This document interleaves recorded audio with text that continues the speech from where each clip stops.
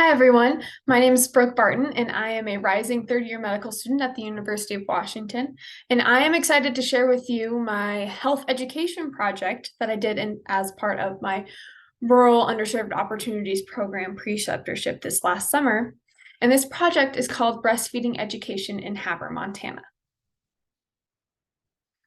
So a bit of background, I did this project in part of my RUWAP preceptorship this last summer, where I was placed with Dr. Cameron Scranton at Northern Montana Healthcare in Havre, Montana.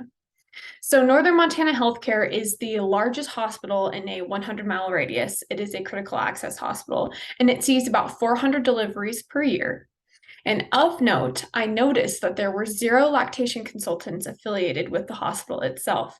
And this was a disparity that I recognized between my experience at bigger city hospitals where there are several staffed lactation consultants.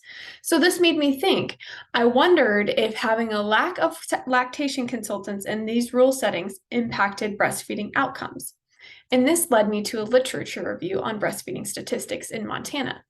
So in Hill County, where Havre is located, 72.8% of breastfeeding parents initiate breastfeeding at delivery, yet less than 50 remains breastfeeding at 6 months. And this is less than the American Association of Pediatrics recommendations.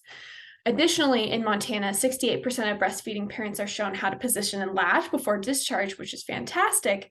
However, this does not include an observation of a full successful feeding, which one might get if a lactation consultant was on staff.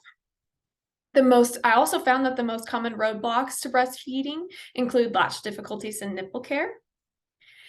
And the most interesting study that I came across found that there is a correlation between breastfeeding education at the time of delivery or discharge and a sense of self-efficacy in the breastfeeding parent.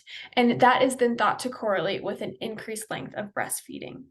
And so this idea of education creating self-efficacy in order to improve breastfeeding outcomes in these resource-poor rural settings led me to this health education project. So I created a deliverable to a community. I created a pamphlet, a breastfeeding education handout to be used on the labor and delivery floor at Northern Montana Healthcare. So once again, the purpose of this pamphlet was to bridge the gap in resources, to provide a basis for conversation between the provider, who may not be an expert in breastfeeding, and the breastfeeding parent at the time of discharge. And all in all, in the big summary, it is to build self-efficacy in breastfeeding parents with the greater goal of improving breastfeeding outcomes in these rural settings, such as in Havre, Montana.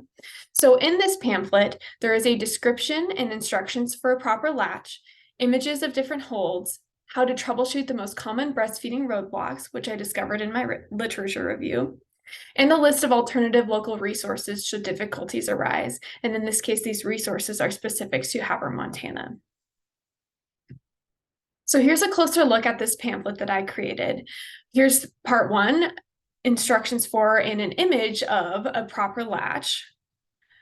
And also on the far left, we have what would have been the last page of the pamphlet, but how it's organized on a flat screen, the local resources that are specific to Havre, Montana. And then we have a list of common breastfeeding positions and instructions for how to try them. And the most interesting part of this pamphlet for me is this troubleshooting section, where I give a couple of instructions or a couple of how-tos for how to try and overcome some of the most common breastfeeding roadblocks. And the purpose of this pamphlet, once again, is just provide a basis for conversation about breastfeeding in a place where there are not experts on breastfeeding readily available. This pamphlet is still currently available on the labor and delivery floor in Northern Montana Hospital. And it is also included in the new OB patient packets that the family medicine physicians use at that hospital as well.